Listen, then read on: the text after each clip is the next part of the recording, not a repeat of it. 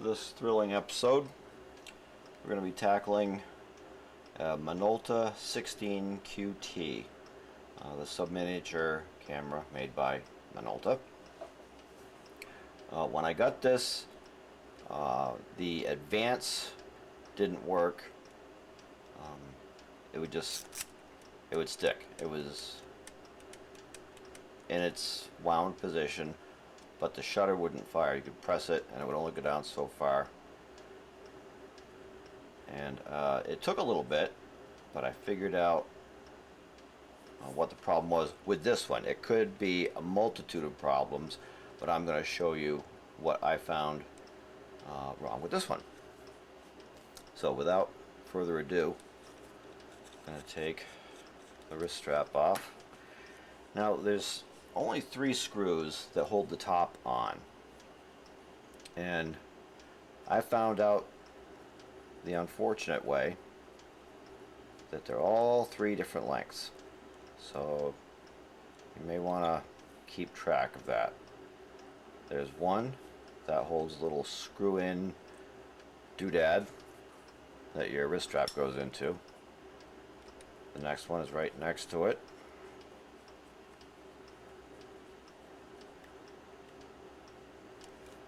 And then there's one at this end, in between the flash socket and the screw-in whatchamacallit.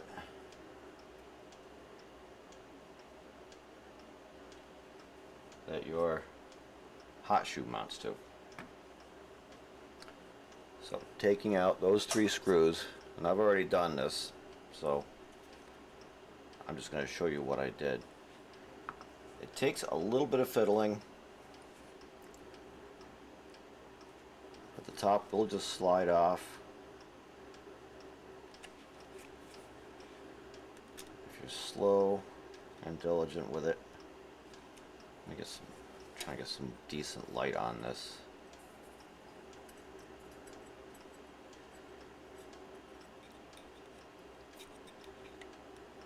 I know you're not going to get a very good look with this lo-fi recording device. I'm going to take a couple of shots.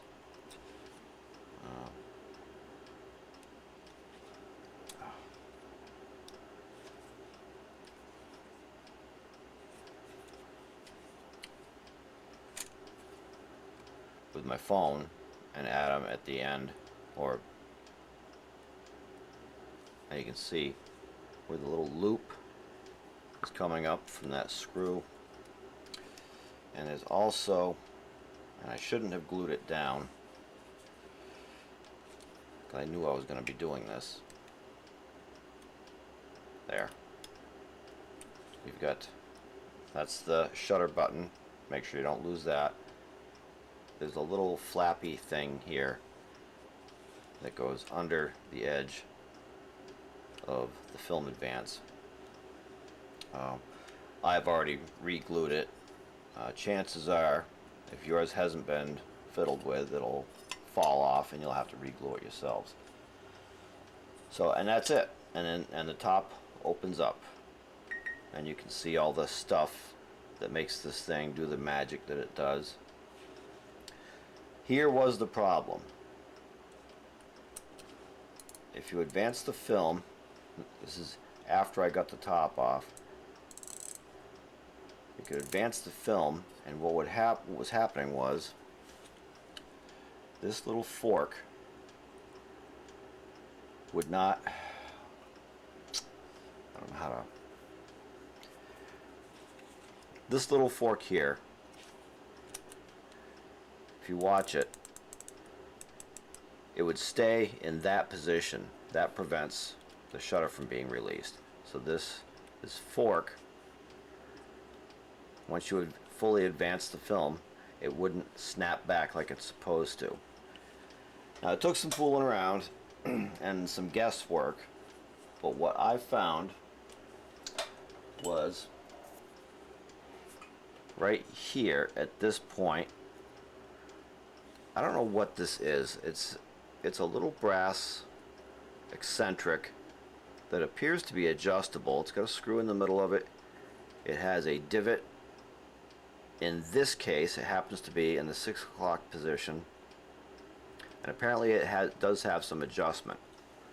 What I did, because I was poking at it and trying to get things to move, if I fiddled around with it with the cover off, I was able to make this, I don't know what it's called, this little contraption snap. The fork would pull out of the way, and then the shutter would fire normally. So after enough screwing around, I decided I would try, where is it? I took some 99% alcohol, and I just put a little drop right there, because if you won't be able to see it, but as you advance the film underneath it, this arm right here begins to move, and as it moves downward, it exposes a little tiny slot. And if you were sitting here watching it, you can see that there's something underneath also moving as this arm moves.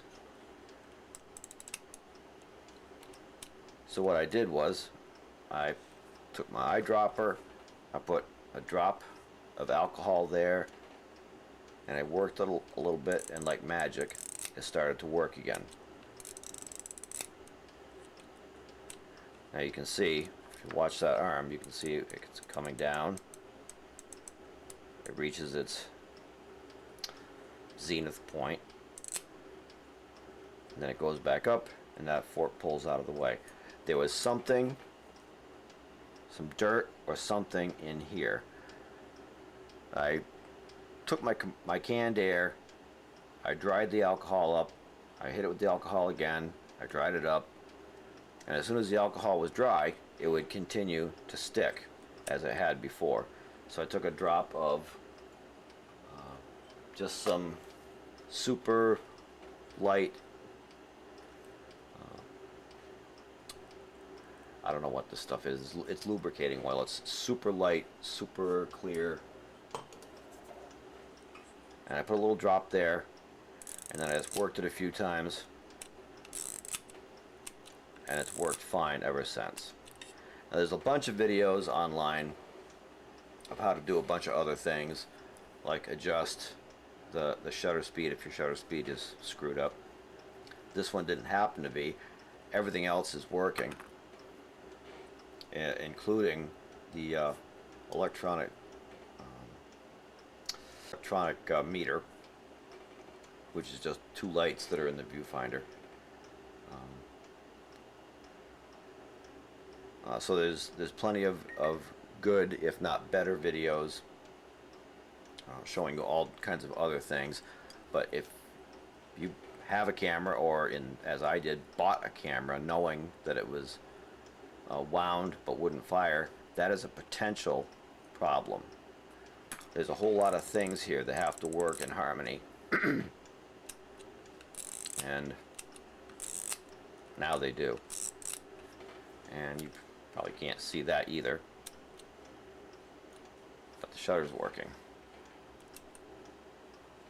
So when you put it back together, then comes another thing. You have to put in your shutter release button,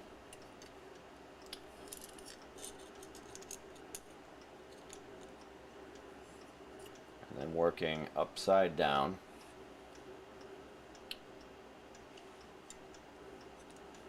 so this is your shutter speed fork.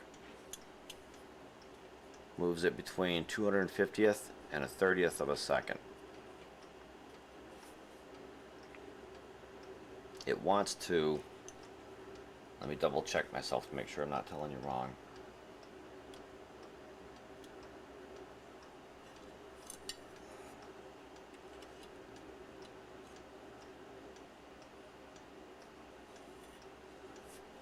In its relaxed state, it's closest to a 250th of a second. What you need to do, put that back in, upside down, again, I've already glued in this little piece right here. So that needs to go. You have to wiggle the advance wheel under it and very gently bring the two halves together. And what you're going to need to do is look in there and by eye line up this pin with that fork.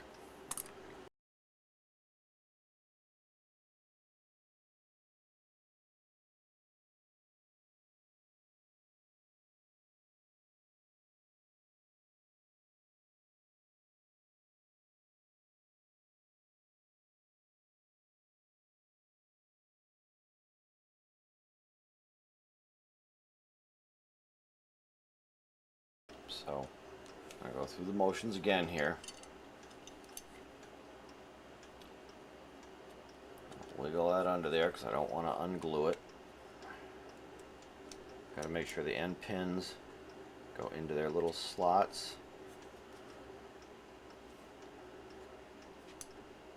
Got to make sure that that's pretty close by eye.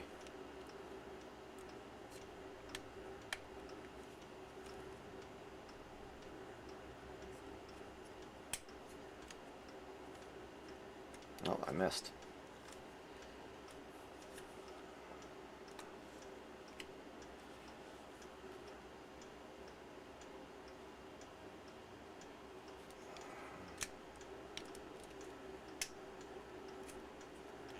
There.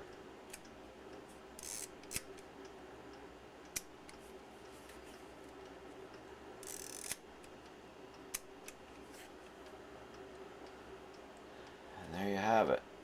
I'm just going to put this thing back together. And that will be all I wanted to show you. Because otherwise, the camera works fine. Or so it appears.